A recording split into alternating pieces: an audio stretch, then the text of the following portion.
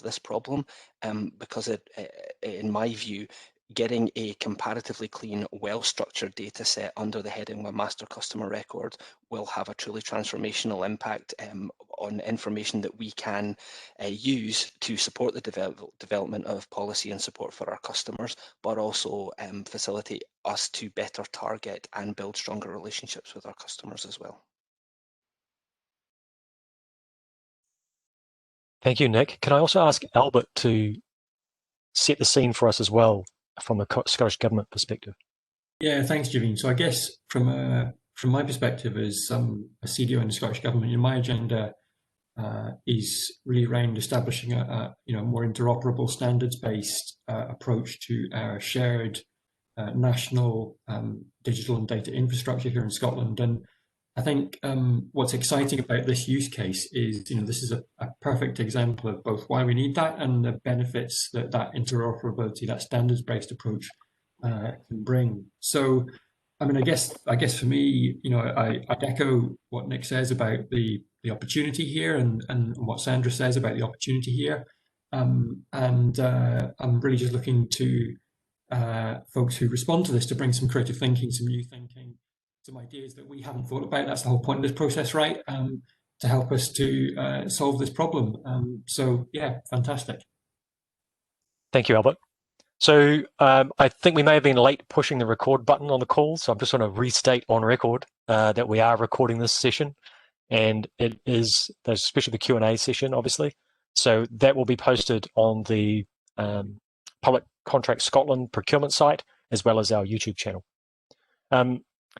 So I've introduced the panel. What I'd like to ask those dialing in to do, please, is to go to the chat function. So it should be the bottom right-hand side of your screen. On a mobile, I think it sort of floats somewhere in the middle down the bottom. If you could just click on the chat, please, and add in your name and the organization that you represent. If you don't represent an organization, that's fine. Please use your name. Because it'd be great to see who's on the call, because the way we will run as you're doing that, I'll just tell you what's going to happen next. So next, I'll open up the Q&A chat. So what we'll do is we'll take your questions by you please typing them into the chat box.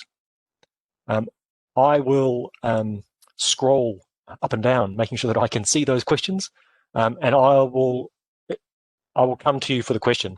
I'll read it out. If that doesn't do the question justice, then I will ask you to say it. But it's the way we wish to manage the Q&A session for the purposes of it being recorded and the procurement process that we're running.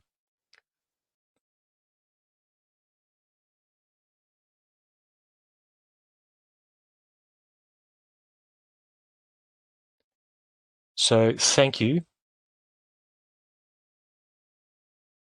I think that's everyone, but now that we've got people introduced, and I'll just draw the panel's attention to those that are putting their names into the chat as well, please. Please do add your question in to the chat. I've got a few other things that I'd like to do while you're doing that, just to set the scene for you in terms of CivTech. So to give you an overview about CivTech's ethos and background, I'd like to just briefly share that story with you. And so CivTech was founded in 2015. It's an accelerator that's run out of the Scottish Government. And so what we do is we take public sector problems and we solve them in a collaborative way with innovative businesses. And so we use the systems that are commonly used in the private tech sector, but aren't often found in the public sector. So these include open challenges. And so the Sprint Challenge is an example of that, and tech accelerators. And those approaches are things that we do at CivTech. In adopting and adapting them, we've harnessed the potential of the tech revolution to serve a central purpose, and that's tech for good. So at CivTech's heart is an innovation flow. That's the word or the description we give it, which culminates in a CivTech accelerator. So when innovative and ambitious teams are selected through the open and easy to enter selection process that we run, we work to solve those challenges that public sector organisations have set. So the mission, if you like, is that we're driving daring and innovation in the public sector by collaboratively solving challenges to make people's lives better. And in doing so, creating generations of sustainable, high-growth businesses. So now that I've asked you to introduce yourselves into the chat, please do add in your questions, and we'll be able to put those to our panel. There is a bit more information that I'd like to give you towards the end of the call. So if we run out of time for any reason, I'll tell you about that as well.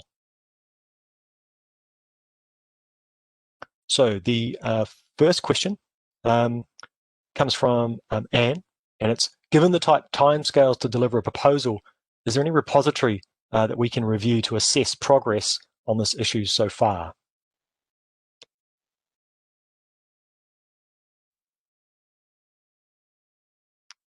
Is there anyone on the panel? You can put your hand up if you want to, or talk about, and there's probably a part of the answer here for me too, in terms of the CivTech program.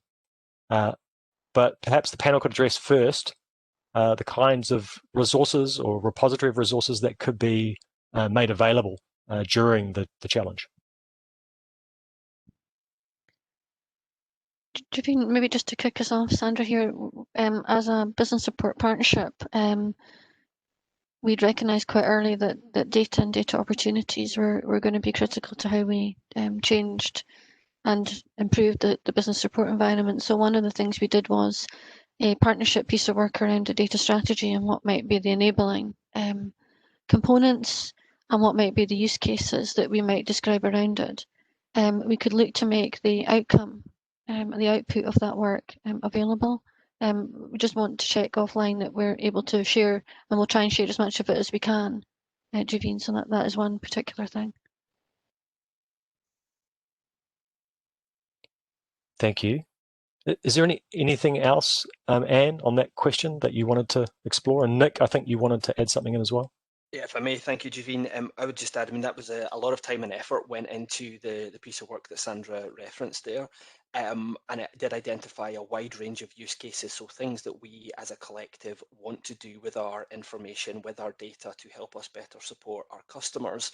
I think I'd like to flag on this call that the constraint on delivering almost every use case that's in there was the lack of having a single view of the customer across the data repositories that we have, both within and across our organisations. And that's why this piece of work is really foundational for what we are trying to do. So if we could share that report, I think it'd be great, because it would show you a lot of the thinking and challenges, both about where we are just now, the constraints we have in place, and also where we want to go. But on the off chance that we're unable to share it, I would just flag to those who are on the call today that understanding what is possible in relation to a master customer record, what we would prioritise for its inclusion, and both from a technical and non-technical standpoint, how we get there are at the very heart of the challenge that we're bringing to you all today. Excellent, thank you. Right. But Anne here, thanks. That's really helpful. And what would maybe be helpful, I don't know, the timescales are tight, as I say, is understanding what the barrier to getting to that single customer view was. Was it just the ability to, I suppose, coordinate thinking more than technical? So, which is often the case.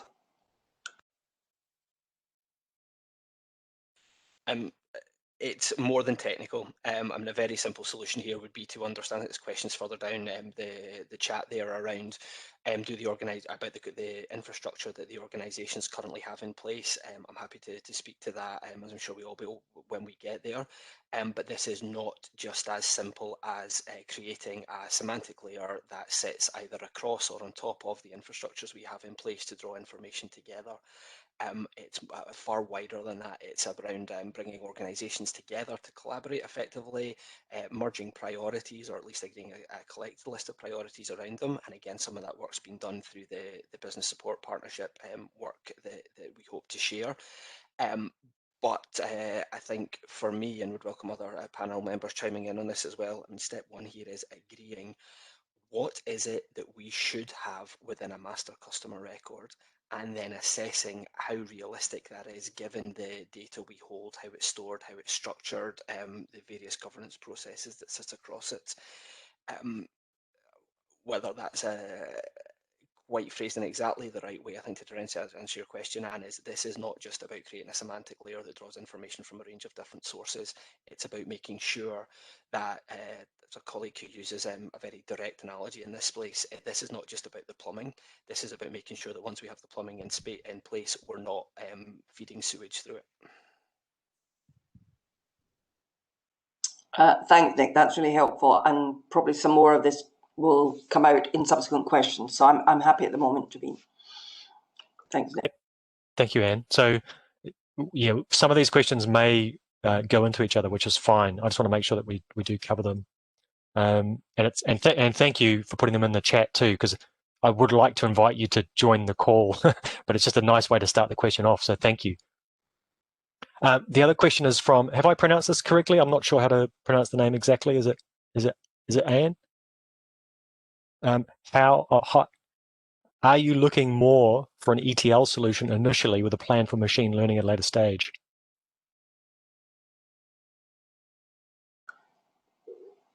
And sorry. That's actually Anya. Is it Anya? Anya, have I done justice to your question? Yes. Thank you. I think if I understand your question correctly, I'd kind of refer to my previous answer here, which is we do need to understand the processes for extracting the data and loading and transforming it into whichever solution we implement, either through about the semantic layer effectively. But the challenge here is far wider. It's not just about understanding what infrastructure changes we need to make and how they talk to each other. It's about ensuring that what we are feeding through those processes is of high quality. Now, on your point about machine learning and artificial intelligence, we clearly want to make best use of those technologies once they're available. But my own experience of working in those fields is that unless your data is of sufficient quality, you just use a very highly skilled set of individuals to do what's a comparatively basic task, which is data cleansing, data cleaning, data structure, and assuring data quality. And what we are trying to do here is to progress to a state where we have a data set, and it will never be perfect, it will never be 100% clean or not have errors in it, but where it's of sufficient quality that it allows us to answer a range of questions, some of which are basic analysis questions, geospatial mapping, understanding which customers we've supported and where. But in having that clean data set as well would allow us to work with a range of organisation and partners to leverage the opportunities that are provided through AI, machine learning and data science. I'm going to come back to Anya's other question because I'd like to grab Stuart's question because of where we are in the discussion and come back to the proof of concept point, because that is a good question. Stuart asks, do any of the organizations who will be connected through a centralized database of fact tables currently use data warehouses or advanced data storage or processing methods? And you've covered aspects, but not that specific question. Well, I'd take the first swing at this and then allow other partners to come in. May I just fast forward briefly to Husam's question as well? Just to clarify, the customers referred to in the master customer record would be businesses across Scotland. So the business support partnership is a collaborative between the enterprise and skills agencies and Skills Development Scotland, so the skills agencies, to support businesses across Scotland across a range of areas. But to be clear, we are trying to create a record for the customers we support, and those customers that we support here are Scotland's businesses. Javine, I think the question that was asked before that was around the infrastructures that we have in place. So in Skills Development Scotland, we have 2 dynamic CRM systems which hold business data on them, and we also feed into a third, which is Scottish Enterprises CRM system. In terms of the analytics capabilities that we are building, and I would hasten to add it's at this stage we are building, we are wedded to the Microsoft data and analytics stack just now. So we are building an infrastructure that uses Data Factory to export data from our dynamic systems, to store it in a data lake, and then using SQL databases to structure that data before exposing it to the business across SDS through data models in Power BI. Hasten to add that project's in flight just now, so it will not be completed within the timescales of this project, but we have a clear direction of travel. I can see Stuart nodding, so I think that looks or feels like a good answer, does it, Stuart? Is that right? I just flag that that's within SDS, who are one of the partners here, so I would ask colleagues from HI and Scottish Enterprise to just give an overview of where they are. Vivian, can I come in? I think one of the also maybe goes to what's kind of proof of concept. To be successful, the solution has to be capable of being scalable. So if a solution only works for high SDS, high SDSSE, then that's probably not going to be the biggest thing that unlocks the benefit that we want, either for our clients or for us as a collective business support landscape.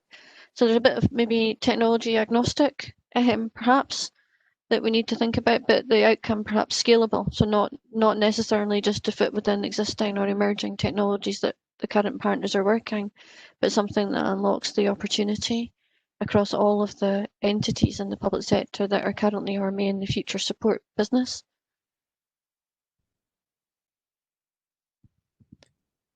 And on that point, Sandra, then, is there anything else on the proof of concept question? What would that look like? And that may also relate to Stuart's other question about, in terms of outcomes required to recommend support to each organization. Sorry, I'll read it again. In terms of the outcomes required to recommend support, do each organizations currently use KPIs, metrics, measures? What are those measures to help direct support that they hold data showing the need for these decisions? And I think you're getting at the business support programs and those services that are delivered, i.e., can you see logical outcomes based on the data already stored, or does this logic need constructed? So I guess is there some framework around the data view around some of the services delivered in the different parts, I guess, of the BSP? My take on that is no, and it's certainly not as mature and sophisticated as it would be.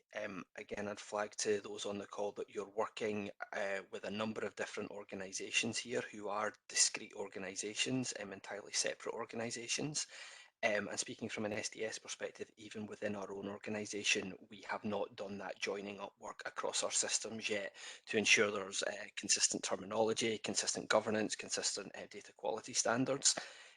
Although albeit we are moving in that direction.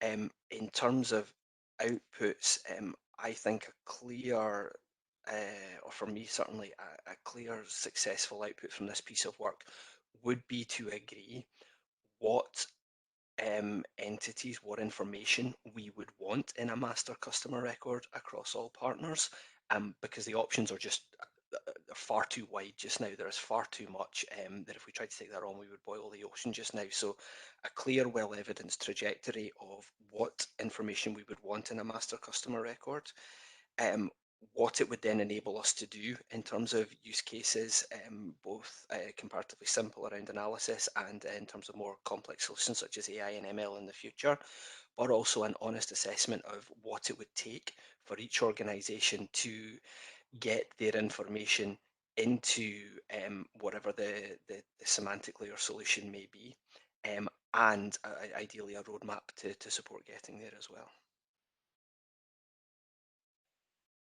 And I'm slightly nervous speaking for the panel on that point, so if there's any disagreement or I guess anything else, if I've misread what the partners are looking for, it would be great to call that out just now. And let me just list the partners. So that might be the other thing to do on the call. So Highlands and Islands Enterprise, Scottish Enterprise, South of Scotland Economic Partnership, Skills Development Scotland, and Business Gateway. And I'm looking meaningfully around the panel so that they can say, yes, Javine, you've got it right. So on that basis, those are the parties that you'll be working with or concerned with in terms of how you might solve the challenge.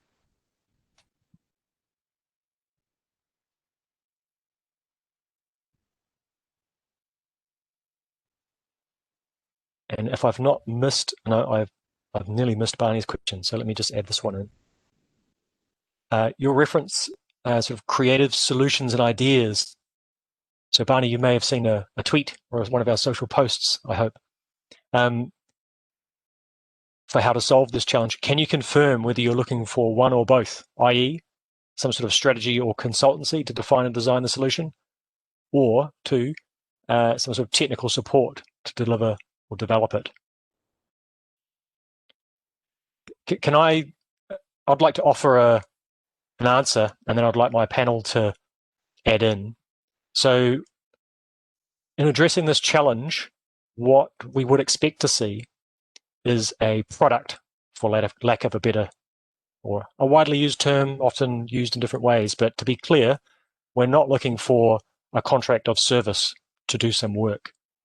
I think that's a very simplistic answer to the question, so I would like the panel to add a bit more. But just to be clear, that CivTech program and the way it works and the intellectual property that's developed throughout that program makes sense when you're talking about coming up with a solution that is a product. Yeah. So I think for me, Javine, I suppose if I can come in on that, I suppose and to use some of the language Barney uses, I think I'm looking for both the idea, the approach, and also an instantiation of that idea that demonstrates that it delivers one or more of the outcomes that we're looking for.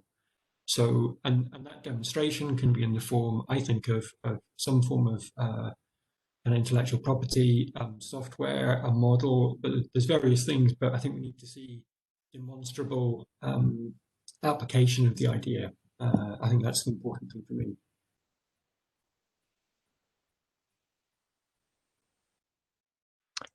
Barney, is that a useful answer?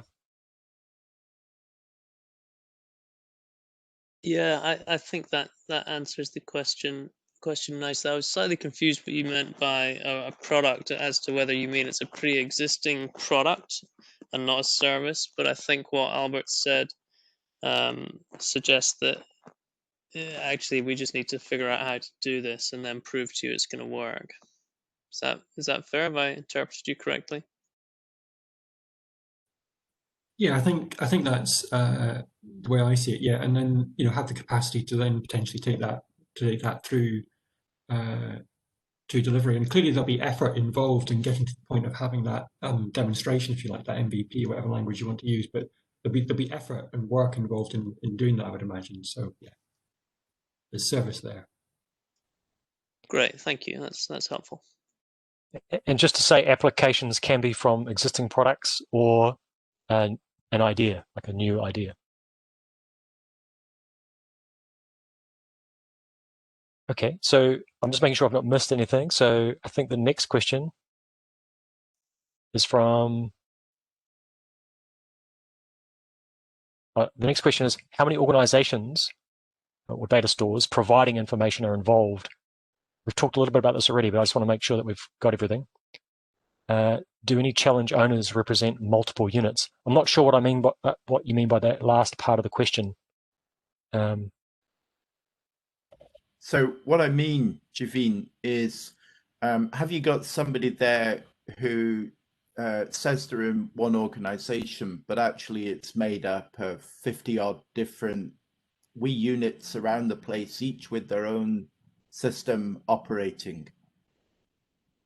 And these small units are critical, have to be taken into account in the final dealing of this challenge.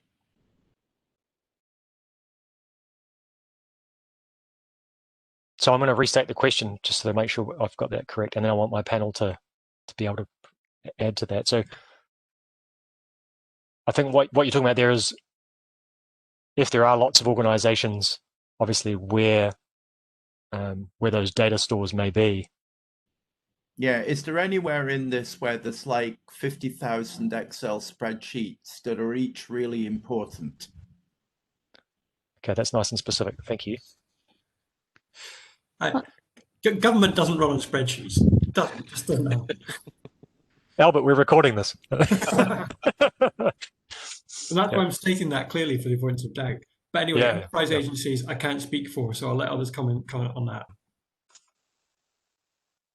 There's probably a couple of things. One, I think there probably is a different level of maturity within different organisations and across different organisations in terms of how data is currently held. So there's maybe a bit that we can't necessarily undo everything that's gone before, but there is how do we create an environment that's able to be scalable and do something different and better for the future.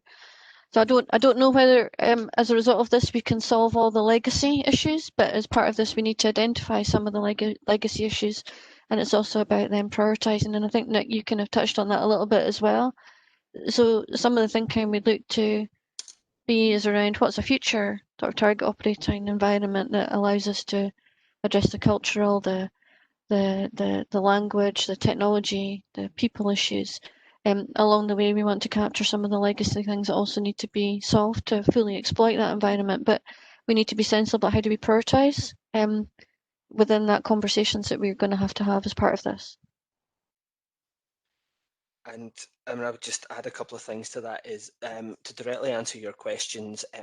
My working knowledge of all the organisations involved are that we are all moving towards having either single or multiple and by multiple I mean 2 or 3 at most, CRM systems that deal with different programs or different customer groups within the business, and that we have moved away from being primarily a spreadsheet-based organisations. I'll offer a minor caveat to that, which is the data and analytics stack that we are building. We have covered ourselves by ensuring that if, or more to the point, when we find a critical spreadsheet to the business that was unknown, we can feed that into what we're building. But to give you a sense of the data that we'd be asking you to deal with initially, my sense is that 95+% of it is housed in recognisable CRM systems. Thank you. Thanks very much. Thank you. I'm going to move us into a slightly different tack on the questions when we may come back to some of the other points. Hasim's asked a couple of questions. I'll take the first one though. Who are the customers referred to by the master customer record, and what services are provided to these customers? I don't wish to name all the services. I would refer most of that answer or half the answer to the fact that we've got 5 agencies that work with business support services. So there's a huge range of services, but perhaps a sort of a discussion about the types of folks that are served, the people that are served by those agencies would be useful. I think Nick probably tried to cover that a little bit earlier. It's all existing business clients, but it also could be extending this to future businesses as well. So people start as people and individuals, and we might support them in that way. They might evolve to be involved in one or more than one business over that kind of journey that we might have with them. I'd also add there are different client types as well. We kind of use business as a label, but they could be social enterprises, we could have communities, we could have sole traders, partnerships. So there's a whole range, but it is that sort of colloquial term, I suppose, businesses that are in Scotland currently, but there's also an extending our reach for the benefit of the Scottish economy as well that we don't want to rule out, and growing businesses or growing individuals to be strong businesses as well. So there's a whole range. I'm not sure if that's answered, but it's quite difficult to kind of encapsulate that by one thing. And Nick also touched on it as well in terms of support. Each part of Scottish government sector, agencies, etc., do have specific remits, and the way that we support and engage with our client base is based on the specific remit that we have. But there are quite a number of occasions where we need to work together to really make sure that the client and our economic objectives are best supported. So there's a lot of partnership work, and it isn't only what we do against our own remits, it's also recognising the opportunities for us to do things together and understanding what each of us have already done or are doing to make sure that when we intervene or engage that we're adding value to that process. And also there's a bit about, I think, the not just the support we're giving, but the experience that we're providing our clients in terms of how we give that support. So we don't want to ask our clients the same thing over and over again. We want to reuse some of the basic data. Who are you? Where are you? What have we done with you? So there's a bit about the experience and the journey, as well as about the outcomes and the actual tangible support that we give. So there's all of those components, I think. Thank you. There's quite a few questions there. There is a bit of a similarity in some of them, so I won't try and combine them all together, but I will pick one and I'll see if it can do a few things. So one the question from Stuart: is there any measurement of how digitally enabled each of the organisations is? It's not something we've discussed to date, is it? But is there any comment? There may be a yes/no response from the panel if I wanted to move on to other questions. But is there anything you want to say on that?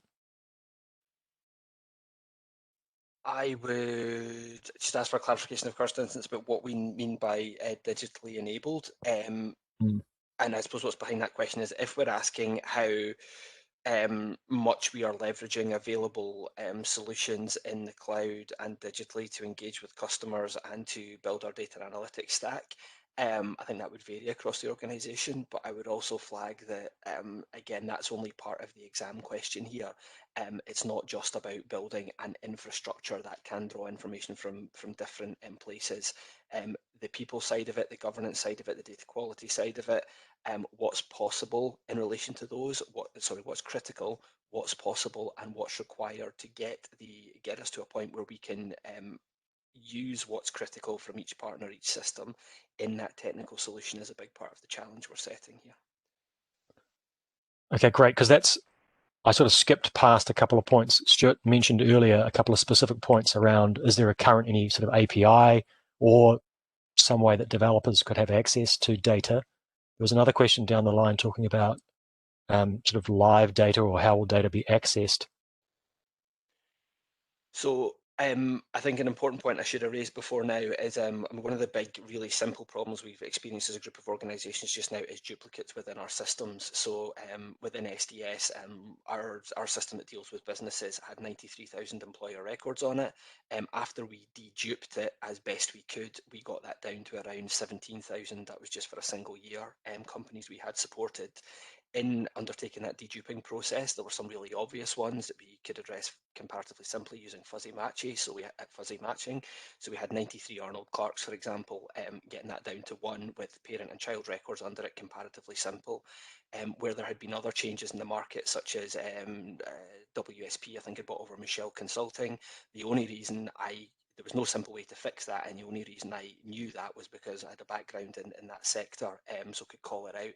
To solve that problem across the partners, we are in the process of commissioning what we're calling an organisational reference source. So it's where all partners will sign up or will use a single reference source to identify the companies that we work with.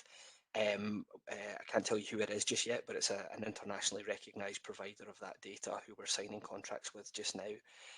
As part of the implementation, there will be infrastructure built to now allow partners to access that single organisational reference source. And then each partner is also going to have to work to dedupe their data and have a governance process in place to prevent duplicates coming in the future. So that solution is going to harness APIs, so there will be something I think that we could easily leverage, copy, or certainly will have demonstrated the art of the possible. But as to whether it will, it's again only going to be part of the solution here. It will give us ideally a clear understanding of which companies are on the various databases that we hold. But the information that we hold about what services we deliver to them or have delivered to them, how we engage with them, who they are, is still stuff that we'll need to work through this challenge. And there's a couple of other questions that perhaps build on that answer, if I've understood them correctly. So between Stuart and Anne, they're asking about something similar here, where if there was a solution would the current sort of systems, how would they be used? Would this, and then if there was a new solution, would this be another database, another solution, or would the organizations treat it differently in some way? In some ways, I don't want you to answer that yet because it gets a little bit ahead of the sort of solution and the proposals we may wish to consider. And so there's an element to this that part of the answer here, everyone, is that actually your idea and the applications that are made may propose some options perhaps in that space. But it's not for me to tell you what to do. It's just me to signal that actually your application may wish to provide comment on this type of question. But perhaps the panel wants to state anything that may be useful as well. I would just raise one thing that's within, even just within SDS, yet alone across partners, when we start talking to people about this, the simple question they always ask us is, why don't you just create one CRM system? There are a whole heap of reasons that I won't go into in detail here as to why we have different CRM systems, and I think that will apply across the solution as well. Each individual organisation will remain an individual organisation, will have to have its own data capture, data recording, and customer relationship management systems and approaches. So what we're building here technically will have to either sit across or on top of those. I don't think a solution that's on the table just now is for us to just move to one CRM system for businesses, for example. I think that, sorry, carry on. Just to next comments there, because I think, we're talking about this challenge in the context of the business support partnership, but in these organisations, but we also recognise that in Scotland there are lots of other organisations that interact with businesses. So success here potentially enables us to then, bring this approach to local government and central government and elsewhere. So I think that's another reason why we need to think about this in the terms that Nick described. It's not just about consolidating on one monolithic solution. I think that's actually critical. The scalability and the cross-sectoral opportunities must be part of whatever the product is that comes out of this minimal viable solution. As I said earlier, if it's only successful for those that are currently defined in the partnership, that's probably not ultimately the success we want out of this. Our collective clients probably get more from the wider business support in the public sector landscape than they do from each of us all individually, perhaps. Okay, thank you. I'm going to jump to James's question on the bottom because he's not had one answered yet, and I'll come back if we've got time. We are running out of time, so I'll tell you what we can do about that in a minute. James has asked, and James, nod or intervene, make sure I get this right. If there are existing projects which this work can align with in terms of match or strategic funding, like Innovate UK, Horizon 2020, would this be compatible with the current challenge? I'll answer that in that this challenge and the way it's funded by the sponsors is a procurement mechanism, so that if there were other funds or source of funds that you were looking to apply to, you would be free to do so. Of course, you have the constraint that it's a procurement process with certain timescales to it. I'm not sure if that's a full answer to your question, though. It's more if there's stuff already ready to go. So it's just checking so if there's essentially, say for instance, if there is stuff that's ready to go now that would fit in within the timelines. When you say ready to go now, when you say existing projects, whose projects are you referring to? So essentially, if there's any additional collaborations or Innovate UK projects that they would be connected to that have a similar objective. So it was just seeing if anyone was working with people that they could work with. Can I add another sort of comment to the CivTech process? So there's no part of the process in CivTech that requires you to collaborate with somebody else. It is a very collaborative process, though. So if there was an opportunity for companies to work together in some way, however they're funded, that's something that the companies and the individuals involved would need to agree themselves. At the end of the day, the way the process works is that you're putting forward your application. So whatever you choose to put forward is what will be considered. So I'm giving you a slightly perhaps different answer to your question, but I just want to make clear the process does allow for, it wouldn't count against you if you were to collaborate with somebody else in some way, other projects, that kind of thing. It just needs to be put forward as, and you need to put it forward as, and be able to, as your proposal. I don't think we're going to get through all the questions, so I do want to do what I need to do, and also let you know about how you can get some of these questions answered. So, Leslie, if I'm right, we can post some things in the chat just to remind people of the links to the Public Contract Scotland. They are already in the chat at the top. So with 10 minutes to go, or less now, I do want to make sure that I can tell you about the application process and also give you some general information about sort of who can apply. I think that's important, and it's important for people looking at this video. So I'll do that now. That will bring us to a close for the call. So I'm sorry I've not got to all the questions on the chat. What you can do, and it's just being posted, if you, and because your question hasn't been answered, please do go to Public Contract Scotland and you can submit your question formally. And as it says in the chat, that's open until the 11th of November, and it's the end of the day UK time. So it's 5 o'clock. That's open to. So get your question to us before that deadline, and we'll get back to you with an answer as soon as we can. And the answer is also posted on Public Contract Scotland. So what I'd like to remind you of and also inform you of is the application process. So as I've just said, yes, you can answer a question. You can ask a question on PCS and get an answer, but that's also the place where you'll register sort of your interest and make your applications. So you need to submit your application via the PCS channel.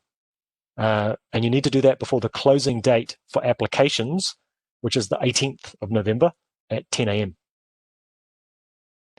And just to give you some general information then, so the CivTech program is open to applications from anywhere. So if you're on this call, you can obviously dial in and join us from anywhere. The program will ensure that activities are planned in a format that's consistent with the Scottish Government advice in relation to COVID-19, with the first priority being the safety of the individuals from companies responding, challenge sponsors, and the CivTech team itself. In the long term, while the program will offer a virtual format, there may be activities during the development of the solution to the challenge which would benefit from a physical presence in Scotland. And so for the duration of those activities, those will also be subject to the guidance. So the challenge sponsor reserves the right to consider the implications of the physical locations of teams and their ability to deliver on those activities under certain circumstances, and as part of considering how well a solution and a team are equipped to respond to the challenge. So that's, I just want to remind you of some dates, but otherwise it'll bring us to the end of the call. So as I said, the closing date's the 18th of November, 10 a.m. You should get a notification from the PCS system that your application's been accepted. So please don't leave it till that last minute or last hour. Make sure you make the application and you get the notification. After that, the next milestone you should know about is the exploration stage for interviews. So should you be selected, that's the 26th of November. Then there's an exploration stage itself, which runs from the 7th to the 18th of December. Beyond that, if you go to that stage, there's development stage interviews on the 21st of December.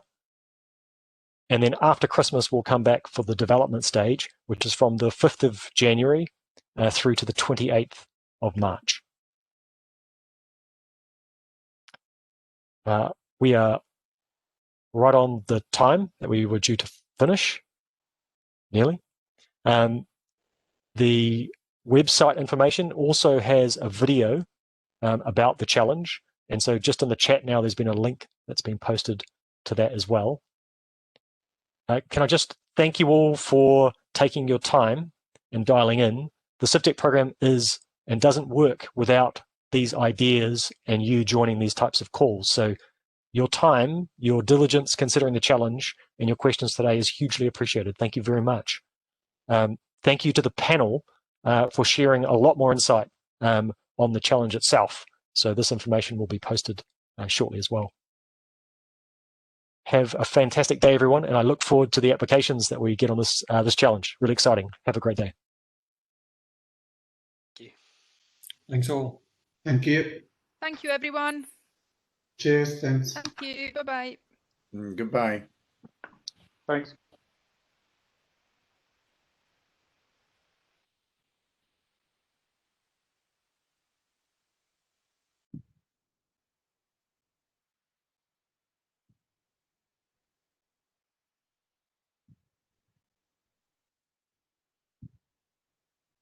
Hi, Sandra. Hello. I thought I'd stay on. Was that okay? Can we stop the recording, Leslie? Is that? Sorry, I'm on mute. Yeah, bear with me 2 seconds. Stop. Yep.